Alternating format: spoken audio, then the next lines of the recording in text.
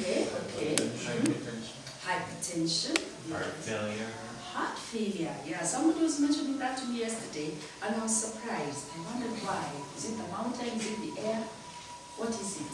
Is it Iserc? Sorry, I'm married to a American, so I can say that. Iserc that is making people get heart failure. Their hearts just keep on like this as they get angry on a very light note. I'm allowed to say this because I've been in Meru now for many years, so they're my people, so I can make fun of myself. I was just thinking about anything else. So it means then, if somebody submits here a proposal that is totally, I'm trying to think of something totally off. Paul, can you help me? Something that just would not be a problem here.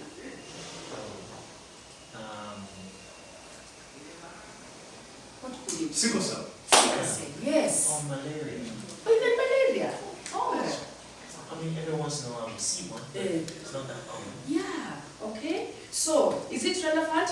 Maybe for the country, but is it relevant to people around here? You might ask yourself, and that's why you're talking about the social value. Yes, we are increasing knowledge, but at the end of the day, you are kind of trying to help the community that surround you. So that's why you ask the question. When you see a proposal, ask yourself, is this relevant? Is this important? Now, students, I'm so sorry for students, they don't have a lot of time. So they're always trying to get things that they can do in a short space of time. And it was once upon a time, very, very popular for students submitting proposals to Cambridge to say they want to see what kind of bacteria there is on money. What kind of bacteria do we have on money? So the first time I saw the proposal, I was like, oh, this is cool. Can I say it again? Can I say it again? Can I say it again? And I knew now what they were going to do. They were going to go, get a 1,000 shilling note, enter into a matatu, give their 1,000 shilling note, they'll be given change, then they'll take those 200, 10, 50, put into envelopes carefully, take them to the lab, they'll remove the bacteria, they'll put it on the agar, they'll see what it is, and they'll write their paper, and they'll be finished with their study. But it reached a time when I said, I had seen now maybe the 10th proposal talking about bacteria, and I said, I know the answer. I know the answer. Go and find something else to do. Yeah, you see? So again, is it relevant? Is it important? Is it new? Is it something that you are going to say, okay, this is something that you are going to do? So now, from number one, that is the social value. And social value is something you can go back and forth on, and sometimes you just have mercy, particularly on students. But we don't have mercy on PhD students, and we don't have mercy on faculty. You must get us something that is relevant, something that's important. Will the objectives answer the research question? Now, we won't go into great detail for this one. Why? Because Prof. Nani did a wonderful job on quant and qual and talking about that kind of thing. So you have an objective, it has to answer the research question. And I'll have one slide just showing how those things can be connected. We are going to give you these slides. So I'm seeing people writing furiously. So I'm the kind of person who also has to write for my brain to work. But the way you guys are writing, it means you're trying to copy everything I've written here. And you're going to get these slides. So if you could just maybe listen a bit more, but if you still have to write for your brain to work, it's okay. But if you could just listen a bit more, because you're going to get these slides and you can look at them over and over again. We also heard about study design. Will it allow the objectives to be achieved? Study design. You know, when you go to the tailor, I've never been to a tailor. That's why they say the guy who was next to Jesus on the cross was that tailor. Yeah. So you go, they measure you nicely. And write in their book. Then you come to try on the dress. Wonder, was this dress being made for an infant? Surely it can't be my dress. Study design objectives. Eh? It should not, you don't measure, you have your study design. Study design is almost like the way generally, your objectives and even your procedures and everything are going to have to fit in your study design.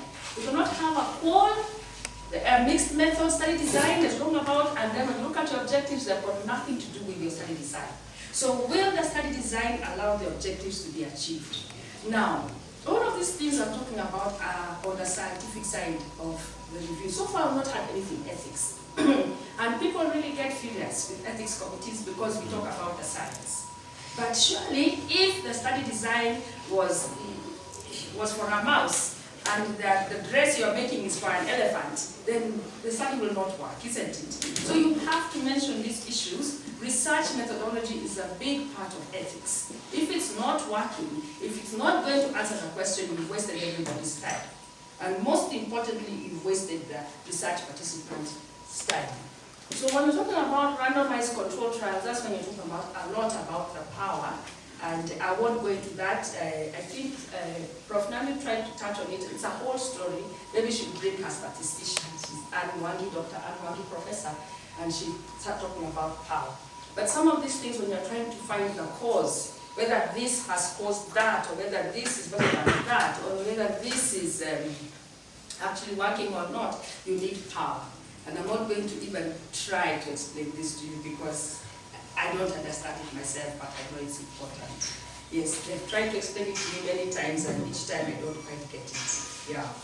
So what will the public health impact of the findings be? Actually, not every study must have a public health impact. If Lynn was doing research and she's a biologist, a lot of it is going to be in the laboratory. So there's no essentially immediate public health impact, but it's building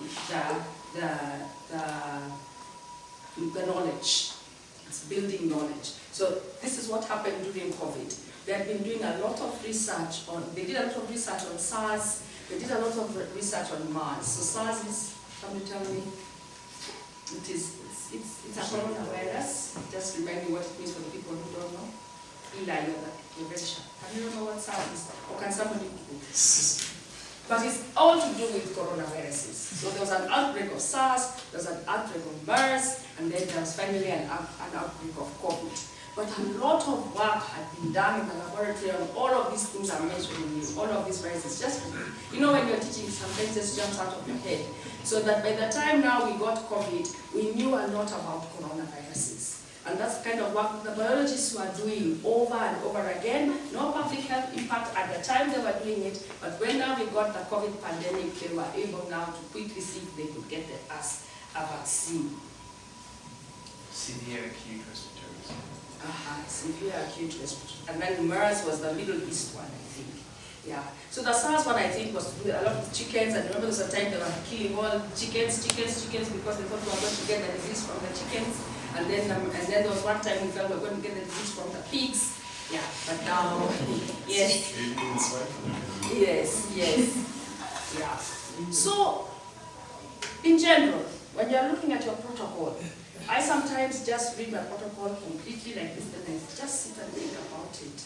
And because I've been doing this for 20 years, these questions are ingrained in my brain. So I start thinking, what's the social value? I start thinking, does this connect with that? Just generally, before now I come up with a specific, what do you call it? The specific comments that I have.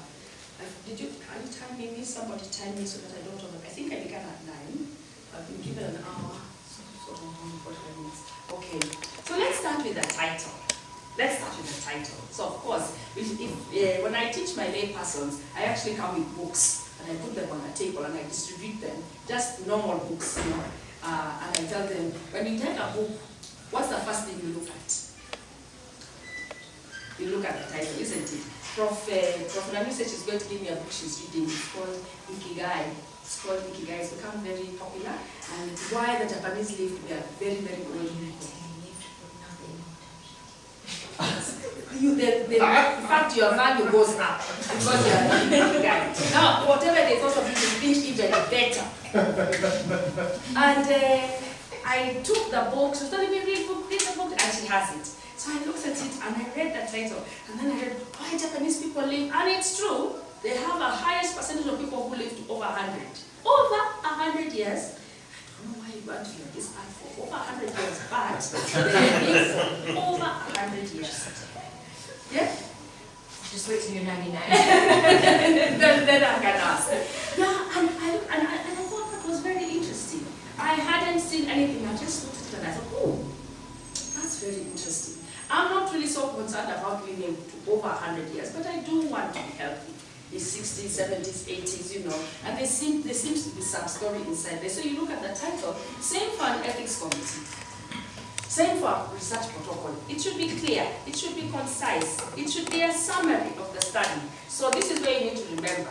Purpose, population, procedure. Purpose, population, procedure. Even in that title, you need to have a clue when you read the title. What's the purpose? What's the population? And what's the procedure? And you know when they write randomized control trials, a title can be like an abstract. It can have 300 words easily. For randomized control trials, you know, it's such a long title, but it's okay as long as you can actually identify those three things. So I want to give you some examples of some titles. And I'm asking, what is in a title? What is that title there? Can you see it? What does it read? The young and the The restless. young and the restless. These were soaps I used to watch when I was young. So some of you are not even an idea in your parents' minds. Some of your parents had not met Wakina Disney and Lillian when I was watching these things. But the young and the restless, what do you think when you look at, what do you expect from whatever you're seeing? What do you expect of the show? Caroline knows the answer, my namesake. Caroline, when you say the young and the restless, what do you expect to see?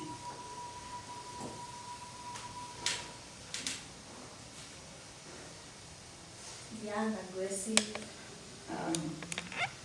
probably teenagers or adults. Yes. Yeah, Replaying how life, they think how life can be. yeah. To their minds. You surely expect to see some young people. And they should be restless. Because that's what the title says. What about this one? The brown and the beautiful. So this one, This one, remember. I don't remember watching it to be honest, but the moment it showed on the television, we'd be chased to go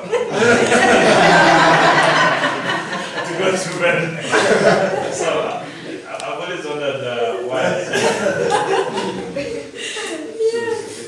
The bold and the beautiful. I think this guy was called Rogers. Rich. He was called Rich. I think Rich has now passed away. I think so. I read about it. But he eventually put so much plastic surgery